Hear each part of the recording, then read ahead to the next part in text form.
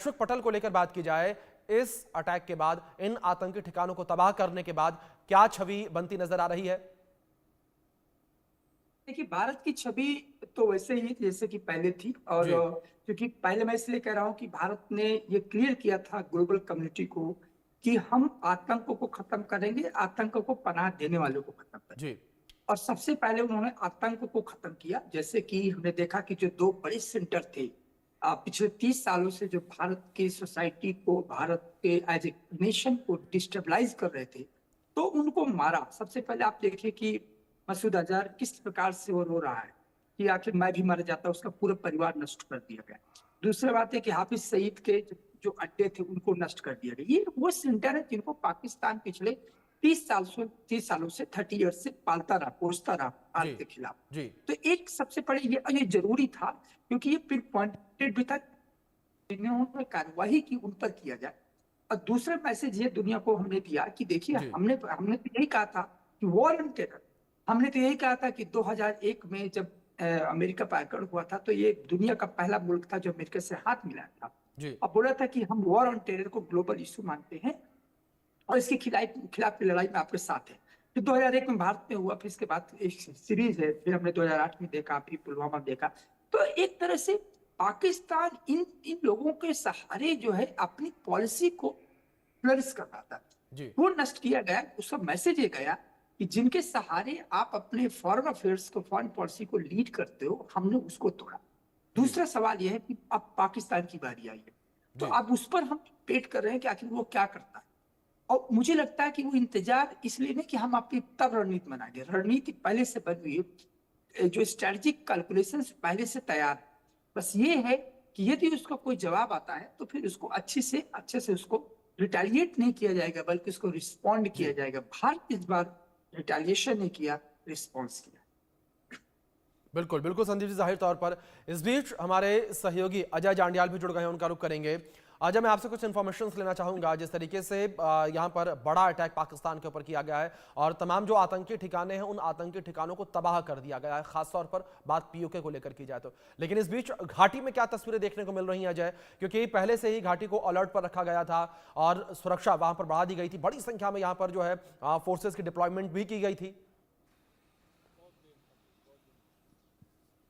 देखिए अभिषेक, एक चीज़ बड़ी ज़रूरी थी कि जी। जब पाकिस्तान ने जो लगातार हमलों के बाद देखा कि अब वहाँ पर आतंकी ठिकाने ध्वस्त हो गए हैं, तो पाकिस्तान ने बौखलाहट में यहाँ जो जम्मू कश्मीर में पुंछ है, बारामूला है, कुपवाड़ा है, उड़ी है, वहाँ पर लोगों के घरों को निशाना बनाया, लोगों के घरों को निशाना बनाकर वहाँ पे उनको नुकसान किया।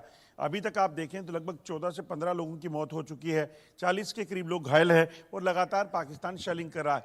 ये अपने आप में बताता है कि पाकिस्तान की मंशा जम्मू कश्मीर में कहीं ना कहीं हालात ख़राब करने की थी और इसी वजह से पाकिस्तान ने जब देखा कि आतंक के ठिकाने ध्वस्त हुए हैं, तो उसके बाद पाकिस्तान ने कार्रवाई को तेज़ किया और जम्मू कश्मीर में सिविलियन लोगों को नुकसान पहुँचाया, ताकि सिविलियन लोगों को, आम लोगों को नुकसान पहुंचाने से उन्हें पता था कि यहाँ पर जो है वो तकलीफ ज़्यादा होगी बनिस्बत कि वो सेना के मुकाबला करते, वो उनके लिए मुश्किल था। इसी वजह से अब देखें तो अब पूरे जम्मू कश्मीर के जो इलाके हैं, एलओसी के खासतौर पे डिस्ट्रिक्ट हैं, उन तमाम जगहों से लोगों को जो है इवैक्यूएट किया गया है, लोगों को वहाँ से निकालकर सुरक्षित जगह ले जाया गया है, ताकि पाकिस्तान अगर फिर से शेलिंग करता है तो पाकिस्तान जो है वो अगर शेलिंग करेगा तो नुकसान पहुंचाने का कोशिश अगर सिविलियंस को करता है तो उनकी सुरक्षा को सुनिश्चित किया जा सके। इसी के चलते तमाम लोगों को एलओसी के इलाकों से निकालकर उन्हें सुरक्षित जगह ले जाया गया है। जी बिल्कुल, जाहिर तौर पर अजय, लेकिन दूसरी ओर अगर बात की जाए जवाबी कार्रवाई को लेकर, किस तरीके से भारत के द्वारा जवाबी कार्रवाई इस वक्त पुंछ में देखने को मिल रही है और जो पाकिस्तानी सैनिक है जिनके द्वारा गोलीबारी यहां पर की जा रही है, किस तरीके से उनकी चौकियों को तबाह किया जा रहा है?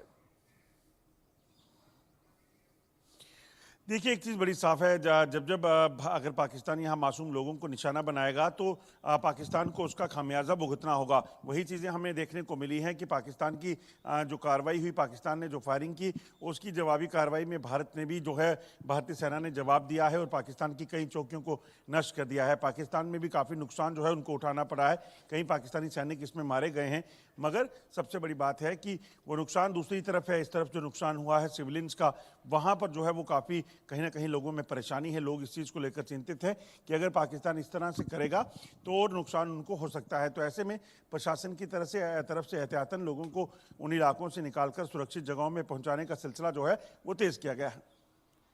बिल्कुल।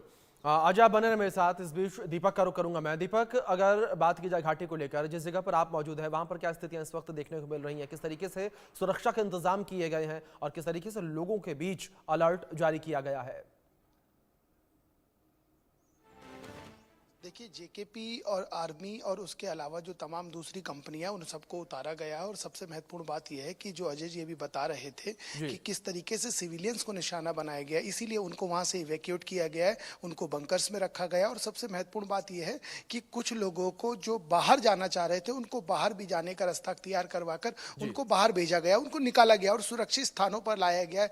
रसद के साथ साथ खाना और तमाम चीजों को उपलब्ध कराया गया। तो कहीं ना कहीं जिस जगह मैं मौजूद था उस जगह स्थिति यह है कि वहां पर लगातार तकरीबन 12:30-1 बजे तक तीनों तरफ से वहां पर बॉम्बिंग होती रही, गोलियां चलती रही। और वहां की जो स्थिति थी, वहां पर जब ये देखा गया कि जो आतंकी है जिनको नुकसान पहुंचाया गया, उसके बाद हमारे जवानों ने जो पाकिस्तानी चौकियां हैं उनको नुकसान पहुंचाया गया, उसके बाद पाकिस्तान की तरफ से जो सिविलियंस हैं उनको निशाना बनाया गया, शहरों को निशाना बनाया गया, जो भीड़ भाड़ वाले इलाके थे उनको निशाना बनाया गया। तो जो जिनकी कोई गलती नहीं थी उनको यहाँ चोट पहुंचाने के लिए, उनको वहाँ नुकसान पहुंचाने के लिए पाकिस्तान ने पूरा प्रयास किया, जिसमें वो सफल तो नहीं हो पाया। क्योंकि आप जानते हैं हर भारतीय उतना जाबाज है, वो कहता है कि मैं सेना के साथ कंधे से कंधा मिला के लड़ने को तैयार हूँ। हमारी तमाम उन लोगों से बात हुई जो घायल होकर अस्पताल पहुंचे थे और उनकी जब स्थिति जानने की कोशिश की, उन्होंने कहा मैं ठीक हूँ, मैं स्वस्थ हो जाऊंगा। लेकिन पाकिस्तान को जिस तरीके से